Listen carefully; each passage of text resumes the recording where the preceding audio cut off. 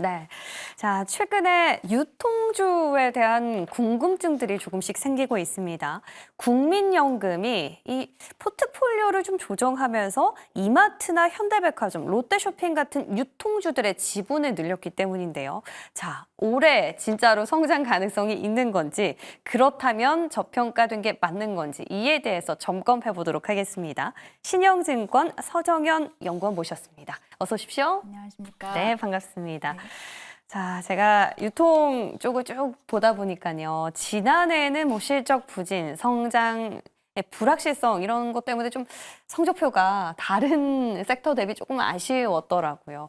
근데 올해도 내수 상황이 좀 좋지 않아가지고 저는 좀 걱정이 되는데 어떻게 분석을 하십니까? 네, 맞습니다. 지금 내수가 좋다고 판단하시는 분들 아니면 체감적으로 이렇게 느끼는 분들은 거의 없으시지 않을까 이런 생각이 들고요. 실제로 많은 지표들이 작년보다 올해 좀 더 악화될 수 있다. 특히 소비 관련된 지표, 그다음에 네. 대내외 환경이라던가 그렇게 이제 보고 있고요. GDP 성장률로만 우리가 판단하더라도 저희가 정말 위기가 있었을 때 외에는 1%대 성장률을 잘 보기 힘든데 이제 그렇게까지 간다라고 봤을 때는 사실은 소비가 확 좋아질 수 있다라고 볼 수 있는 시그널은 아직은 좀 없다 이렇게 보이긴 합니다.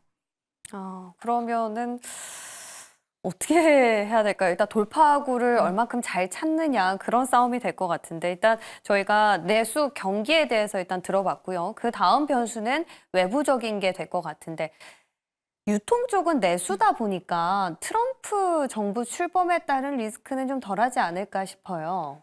맞습니다.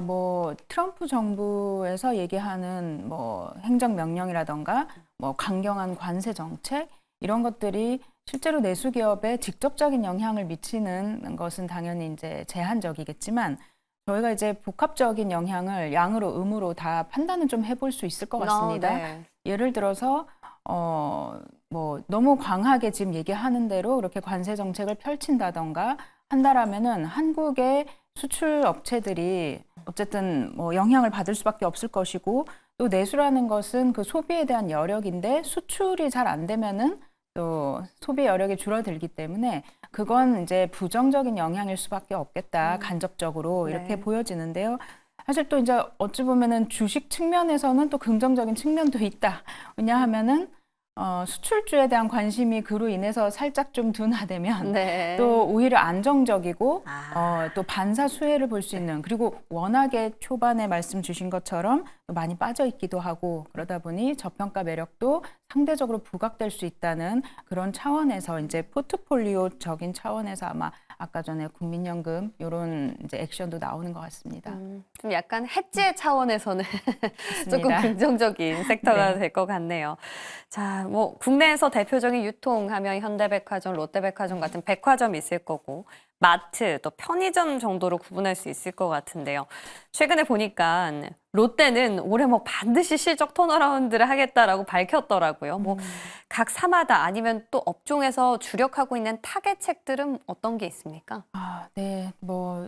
워낙에 2024년에 쉽지가 않았기 때문에 그리고 방금 롯데 얘기를 하셔서 좀 첨언을 드리자면은 네. 이제 2024년에 강하게 제시했던 가이던스를 지금 못 지킬 확률이 높은 것 같습니다. 4분기 실적 아직 안 나왔지만 그렇게 되는 상황에서 2025년은 진짜 확실하게 약속을 지키든 턴어라운드를 하든 해야 된다라는 것이 비단 롯데뿐만 아니라 다른 업체들에게도 큰 과제라고 생각이 되고요. 지금 이제 내수라는 말 자체가 내수에서 사업을 하니 내수업체인 건데 이런 내수업체들도 성장을 하려면은 결국은 큰 시장으로 좀 나가야 되고 또 작은 시장이지만 여기서 또 기회를 더 찾아야 되고 아니면 이제 체질 개선을 해야 하는 네. 이런 많은 과제들을 안고 있습니다. 그래서 하나 좀 긍정적인 점은 사실 소비가 안 좋고 대내 환경이 이런 업체들에게 좋지 않은 것은 비단 작년 올해만의 상황은 아니고 굉장히 오랫동안 지금 지속되고 있는 그런 환경입니다. 그런 환경 속에서 주요한 상위 업체들이 좀 체질 개선 작업을 꾸준히 해오고 있습니다.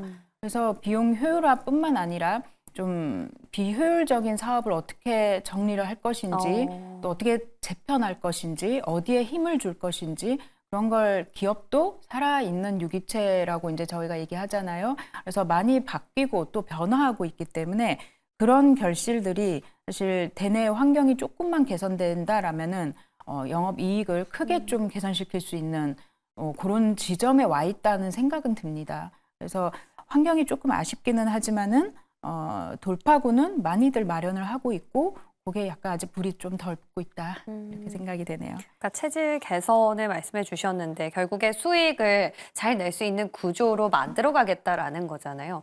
대표적으로 뭐 어떤 예시가 있을까요? 저는 떠오르는 게 구조조정밖에 없는데 이 부분은 너무 좀 맞습니다. 예. 좀 예민한 부분이기도 그래서요, 하고, 네. 그리고 가장 먼저 손댈 수 있는 부분이기도 하고, 아, 그래서 이제 많은 업체들이 뭐 15년 전, 20년 전에도 위기가 있을 때마다 뭐 꼭 비단 유통업체뿐만 아니라 제일 이제 잘 하는 것들이 그런 류의 일이고 또 유통업체는 최저임금 노동자를 비롯해서 이제 고액 연봉자까지 상당히 많은 이 계층의 인력들이 있습니다. 네. 수만 명을 또 고용하고 있고 그래서 그런 구조조정적인 측면도 분명 무시할 수는 없겠지만 저희가 이제 ROE가 상당히 낮다라는 점을 늘 얘기를 합니다. 아, 그러니까 보통 이제 ROE가 뭐 높은 한 자리 정도는 최소한 돼야 하지 않나 이 정도 규모가 되면은 이라고 생각을 하는데 그게 수익률인 건가요? 그렇죠. 자본 대비 이제 뭐 순이익이라고 네. 보면 되겠지요. 네. 그렇게 했을 때 이제 이런 자본 대비 순이익이 깜짝 놀라실 수도 있는데 지금 이런 상위업체들 대부분 1%, 2%입니다. 그러니까는 내가 가진 재산에 대해서 연 1% 수익률을 낸다 그러면은 사실 주주들이 다른 데 가서 돈 버는 게 낫지요. 네. 그렇게 생각하면 그래서 이제 이쪽 섹터가 이렇게 많이 저평가되고 그게 저평가라는 표현도 사실 맞는 것인지 잘 모르겠습니다. 이게 적정한 것일 수 있죠. ROE가 1, 2%밖에 안 되는 이 섹터에 대해서 이제 PBR 밸류에이션을 이제 세게 주지는 않는 거니까요. 그래서 ROE를 어떻게 높일 수 있나? 네. 한마디로 40년, 50년 사업을 해오면서 쌓아놓은 자산이 많다라는 거거든요.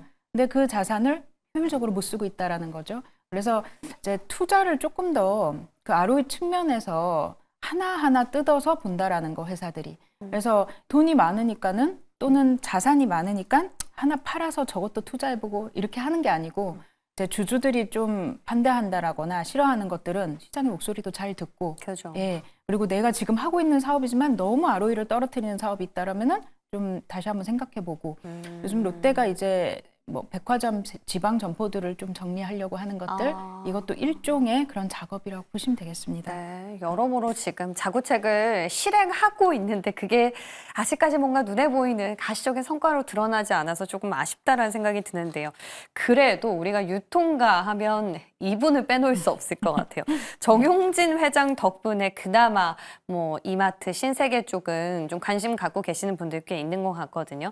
근데 최근에 이런 내부적인 자구책도 물론 하고 있겠지만 알리바바랑 손을 잡고 동맹의 어떤 시너지를 내보겠다라고 발표했어요. 이런 부분이 아무래도 연구원님 말씀하신 어떤 손을 뻗치는 그런 액션 중에 하나가 아닐까 싶은데 실제로 효과가 있다고 보세요? 네, 정말 정확한 그 워딩을 하신 것 같은데 네. 뭐든 지금 뭘 많이 하고는 있는데 보여줄 만한 가시적인 성과가 너무 거의 없다 보니 없거나 이제 오히려 더 악화되거나 뭐 그러다 보니 이거에 대한 실망감도 많이 작용을 하는 것 같은데요.